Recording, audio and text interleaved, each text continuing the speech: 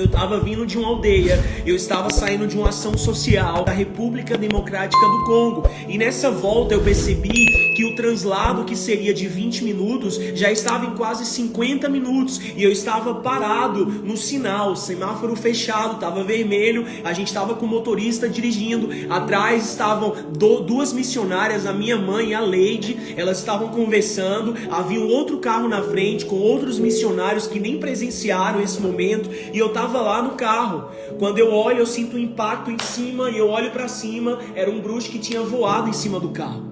E eu tinha ouvido falar isso várias vezes, mas eu achava que era misticismo, era exagero, que bruxo que voa, isso é conversa, quem já viu bruxo voando? E quando eu olhei aquilo, eu perguntei para o chofé, que era o motorista, né, chofé em francês, eu tava no Congo lá, a língua é francesa, e ele olhou e ele falou, você tá vendo? Eu não tô vendo. E eu, como assim você não tá vendo? Eu não tô vendo.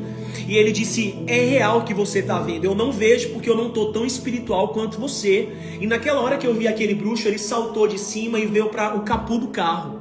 E ele tava com um machado na mão. Um machete, um machado. A Slaine tá aqui, ela mora no Congo e ela sabe dessa realidade espiritual que o Congo vive. Enquanto eu tô aqui falando pra vocês, ela tá lá em Kinshasa, que foi aonde aconteceu isso. A Slaine tá lá, ela mora na República Democrática do Congo e ela tá sendo uma testemunha do que aconteceu lá. E isso é real. E naquele dia, quando eu vi aquela realidade, aquele bruxo com o olho todo dilatado, ele não tinha nenhuma parte branca no olho, tudo era preto. E um desses bruxos que eu não sabia que era bruxo, por isso que eu quero te dizer, querido, se liga no espírito. Para de se distrair, para de pensar nas coisas que são da terra, volta os teus olhos para os céus, volta a se conectar com aquilo que é eterno. A gente precisa estar atento à voz do espírito, a gente precisa estar consciente de que existe um mundo natural, mas existe um mundo sobrenatural. E naquele momento que eu vi aquele bruxo, ele desce no capô do carro, ele tava com o machado na mão, o olho dele todo dilatado, não tinha nenhuma parte branca, tava tudo preto, parecia que ele estava procurando alguém dentro do carro. Só que entenda, eu não sabia que ele era bruxo, eu não sabia o que estava acontecendo, mas porque eu estava ligado no espírito, porque eu estava conectado com o Senhor, Deus começou a me revelar o que estava acontecendo naquele momento. E o Senhor falou comigo, ele é um bruxo. E eu, como assim, Senhor? E o Senhor falou comigo, e agora você está invisível. Eu comecei a orar em línguas, e eu comecei a eu liberei o fogo do Espírito pelos meus lábios. Pega essa chave, você precisa entender que eu não oro em línguas quando eu sinto, mas eu posso orar em línguas para sentir. Eu não oro em línguas porque sinto, quando eu oro em línguas eu venho a sentir. Eu não oro em línguas quando Deus me toca para eu orar em línguas, não, eu posso começar a orar em línguas agora mesmo. Tem momentos que Deus vai me tocar para orar em línguas, mas tem momentos que eu vou começar, por estar tão conectado com Deus, tão afiado em Deus, que vou começar a orar em línguas. E eu olho para trás e eu digo, mãe, Leide, comecem a orar em outras línguas. E elas começaram a orar em línguas. Minha mãe é a missionária e elas oravam em línguas. E enquanto elas oravam em línguas, aquele bruxo, que eu não sabia que era bruxo, era um homem até então, com o olho dilatado e com o machado na mão, começou a olhar para nós dentro do carro, e parecia que ele não estava nos vendo. E daí o Senhor falou comigo, ei, sabe por que ele não te vê? Porque maior é aquele que habita em você. Eu declaro em nome de Jesus que a consciência de saber quem mora dentro de você, aleluia, vai te tornar invisível para o diabo, invisível para a bruxaria, invisível para a feitiçaria, invisível para o espírito de miséria, invisível para o espírito de depressão, invisível. Você está invisível quando você está em espírito, aleluia. Uma vez que eu ando no espírito, eu me torno invisível para as ciladas do diabo. O diabo pode te procurar, mas não vai te achar. A doença pode te procurar, mas não vai te achar. A depressão pode te procurar, mas não vai te achar. Porque quanto mais eu ando no espírito, mais eu me torno invisível para a obra do diabo. Aleluia. E eu lembro que ali o Senhor falou comigo, fica tranquilo, eu orei em línguas.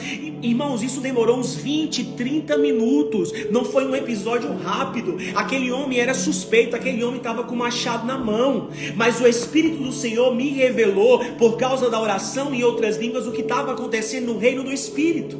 E tem pessoas me perguntando aqui, mas isso foi uma visão? Não, foi real. Era um homem com um nível de feitiçaria tão alto que aquele nível de feitiçaria o tornava invisível. Então não foi uma visão, aconteceu, foi real. O mundo espiritual em alguns países de África é mais real do que o nosso mundo natural. E isso também aqui no Brasil é real. Eu preciso entender qual é o meu papel no reino do Espírito. E o meu papel no reino do Espírito é paralisar a obra do diabo e acelerar. Oh meu Deus do céu, o tempo de reinado. Eu preciso estar tão conectado em Espírito que o diabo vai ter medo de você. Eu quero profetizar no dia de hoje, o diabo vai correr de você, o diabo vai ter medo de você, porque maior é aquele que habita em você, aleluia. Então, aquele trecho que demoraria 20 minutos, demorou 50 minutos, quase uma hora. Quando nós voltamos para a base, depois de termos sido livrados disso que eu nem sabia direito o que era, o telefone tocou. E a embaixada ligou dizendo, olha, prepare os documentos, vai ter plano de evacuação, porque homens, bruxos, rebeldes e invisíveis. Invisíveis ao quê? Invisíveis aos homens naturais, mas não invisíveis aos homens espirituais. Você precisa começar a estar tão ligado no Espírito que você vai denunciar a obra do diabo. Na sua casa o diabo não toca, nas suas filhas o diabo não toca, no seu casamento o diabo não toca, nas suas finanças o diabo não toca, nos seus o diabo não toca, naquele que tem o sangue do Cordeiro o diabo não toca. Existe um pacto estabelecido em Cristo, aonde nenhuma arma forjada preparada contra você prosperará. Aleluia. E ela ligou dizendo, prepare os documentos, porque a qualquer momento vocês vão ser retirados do país. E eu, como assim? Homens bruxos, rebeldes e invisíveis, eles invadiram os principais pontos da capital para amedrontar o governo do país, e a missão deles é matar brancos. E eu sou o quê? Branco.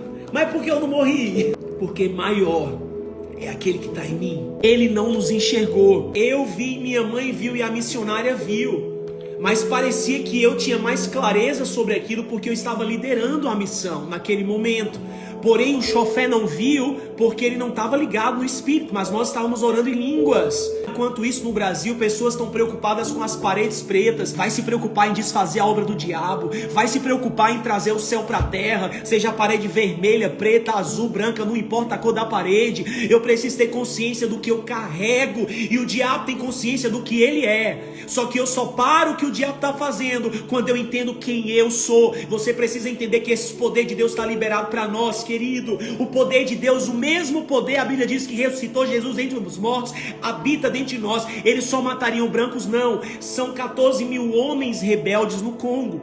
E esses homens, cada bando tem uma missão diferente. E a missão daqueles 7 era matar brancos. Essa era a missão daquele grupo.